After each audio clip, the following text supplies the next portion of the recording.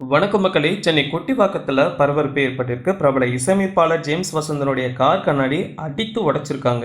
இது வெறும் விபத்தா அல்லது திட்டமிட்ட சதியா அப்படிங்கிறத பின்னணியில் இருக்கும் அரசியல் என்னங்கிறதே பார்க்க போறோம். சமீபத்துல இசையமைப்பாளர் ஜேம்ஸ் வசந்தன் சென்னை கொட்டிவாக்க பகுதியில் இருக்கிற ஒரு ஹோட்டலுக்கு சாப்பிட போயிருக்காரு. சாப்பிட்டு முடிஞ்சு வெளியே வந்து பார்த்தா அவருக்கு பெரிய அதிர்ச்சி ஒண்ணு காத்துட்டு இருக்கு. யாரோ மர்ம நபர்கள் அவருடைய கார் கண்ணாடியை அடிச்சு உடைச்சிட்டு போயிருக்காங்க.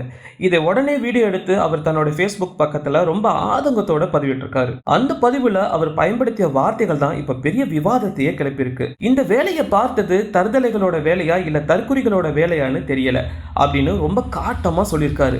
அவர் ஏன் இவ்வளவு கோவப்பட்டிருக்காருன்னு அதுக்கு பின்னாடி ஒரு வலுவான காரணம் இருக்குன்னு சொல்லப்படுது. கடந்த சில நாட்களாகவே அரசியல் என்ட்ரி கொடுத்திருக்கிற தமிழக வெற்றி கழகம் தலைவரை பத்தியும் அவரோட கொள்கைகளை பத்தியும் ஜேம்ஸ் வசந்தன் சில விமர்சனங்களை முன் வச்சிருந்தாரு. நேர்காணலையும் சரி சமூக வலைதளங்களிலும் சரி தன்னோட கருத்துக்களை தொடர்ந்து பதிவிட்டு வந்தாரு. இப்போ தேர்தல் முடிஞ்ச கையோட இப்படி ஒரு சம்பவம் நடந்திருக்கிறது தற்செயலான விஷயமா இல்ல அந்த விமர்சனங்களுக்கு வந்த எதிர்வினையா அப்படிங்கிறது தான் இப்போ விவாதமா மாறி இருக்கு. தன்னோட கருத்து சுதந்திரத்துக்கு விடப்பட்ட சவாலா தான் ஜேம்ஸ் வசந்தன் இதை பார்க்கிறாரு.